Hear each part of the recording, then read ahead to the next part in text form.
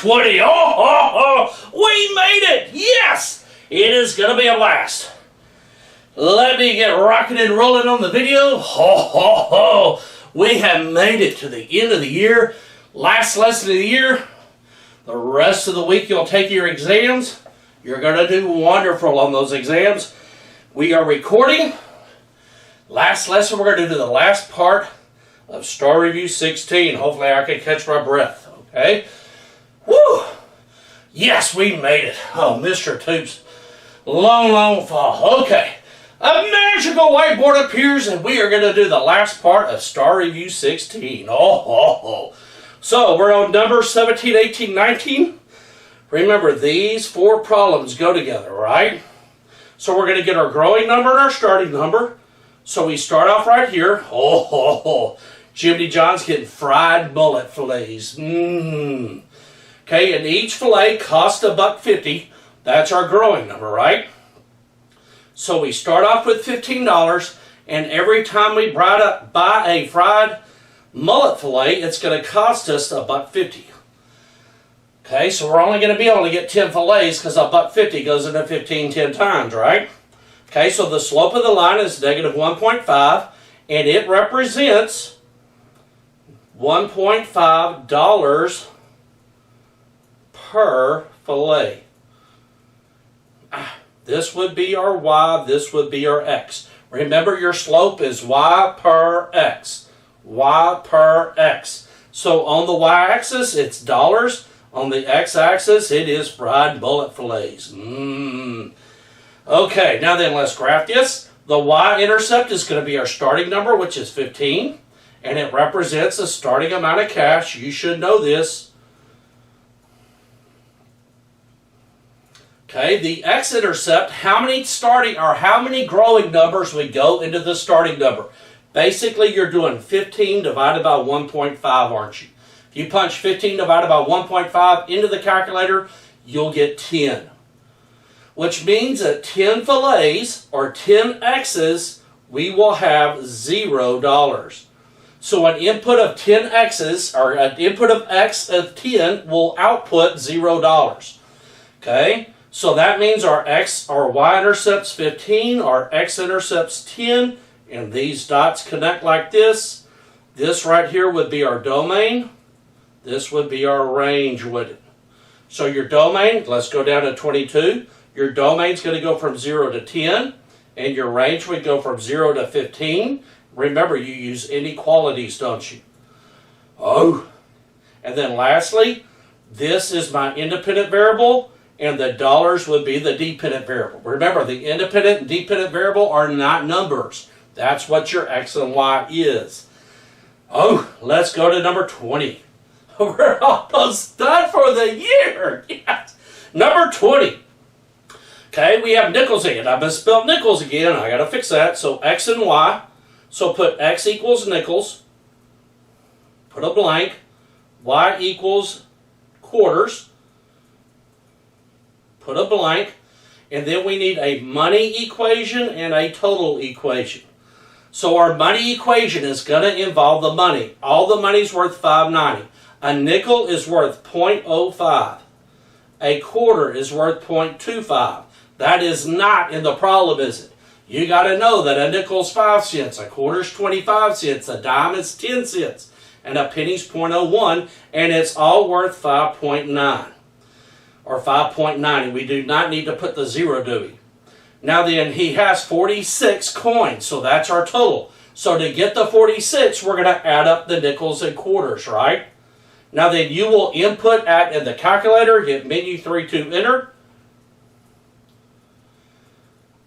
Menu 3 to enter, type it into the calculator, and put the answer in the blanks.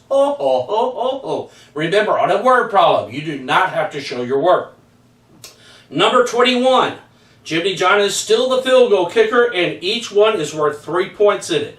So I'm going to take these numbers and multiply them by 3, and that will be my range. You can do that on your own.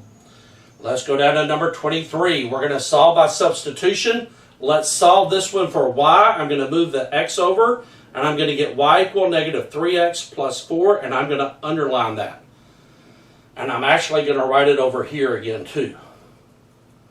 And then I'm going to take this and I'm going to plug it into that y. So I'm going to write down 5x plus 2 times negative 3x plus 4 equals 5. So I rewrote the top equation and I replaced the y with negative 3x plus 4. Now the only equation I have is x. So I could bluebell truck the 2 and solve this for x. Plus 8 equals 5. I'm going to combine the 5x and minus 6x and get negative x. Move the 8 over. And I'm going to get negative x equals negative 3. 2 negatives makes a positive, right? Now then I'm going to take that 3 and put it right here. And I'm going to solve it for y. And then remember, my answer is an ordered pair. And I'm going to let you do that on your own. Oh. Let's do number 24. Solve by elimination. 2 does not go into 5, does it? But 3 goes into 6. So I'm going to multiply this by negative 2. So I'm going to get negative 4x minus 6y equals negative 2. I'm just bluebell trucking the negative 2, right? Now then draw a bar and the y's eliminate. That's why you multiply by the negative 2 to create an opposite. 5x minus 4x is just x. Negative 2 minus 2 is negative 4. So I know my x is negative 4. Now then look at the equation. 2, 3, 1, 5, 6, 2. 2, 3, 1 is a little simpler. So I'm going to write down 2x plus 3y equals 1, and I'm going to replace that x with negative 4. And then I'm going to let you solve this for y on your own, and your answer will be the ordered pair.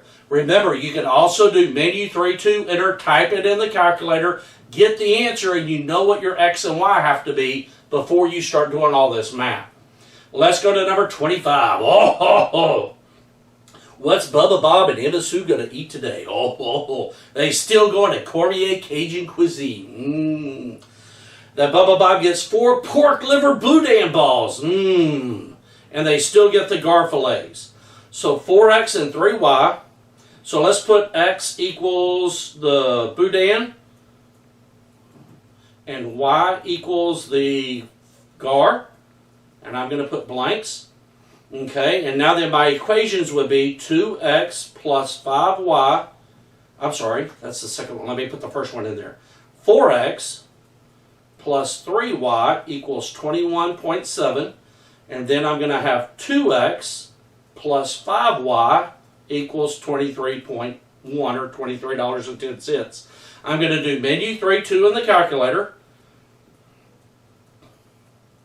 Type those in. And then these numbers right here, I'm going to take and multiply by 7 and 10, right? I'm going to get that cost amount and put it right here. So I've got to take my x's and y's and multiply by 7 and 10 and find that new cost. Ho, ho, ho, ho, ho. We're almost done for the year. Yeah. Number 26. Line P is perpendicular to the x-axis. Please draw a picture of this. And then put a dot where 3, negative 4 would be. It would be about right here. And if it's perpendicular to the x-axis, the line looks like this, doesn't it? Then put x and y down. What line, what axis does that purple line cross? It crosses x, doesn't it? And the x is matched up to the 3, so the equation is x equal to 3.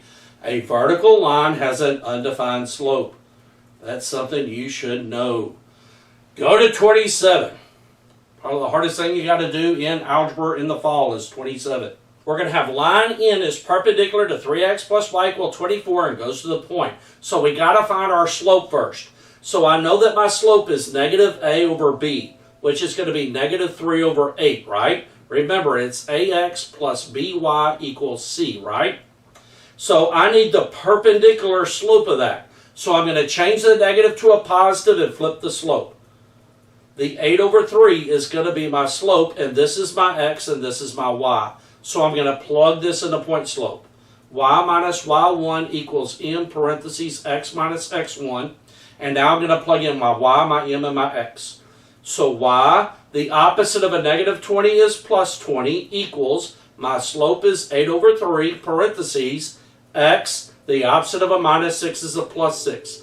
If you've been doing this all year, this is not hard.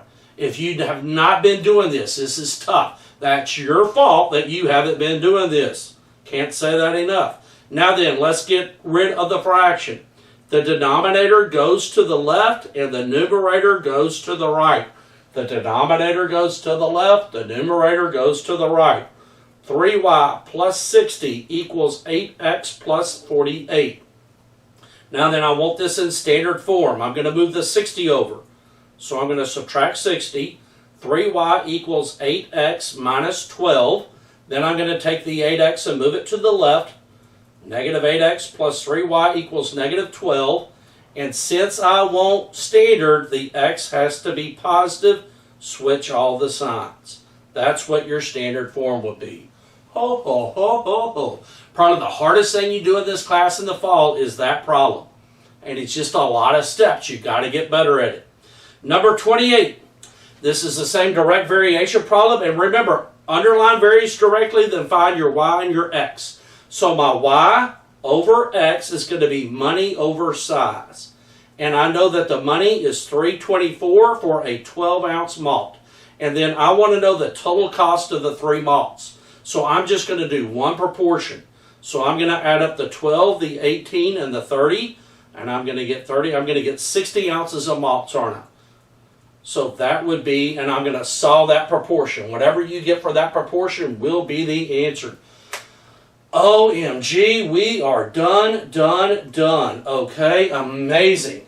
Thank you for being wonderful students this year. You've been doing all these star reviews. The virtual students are like really doing well. I have a lot of face-to-face that aren't doing these, okay? Thank you for getting these done. It is going to make you a better math student.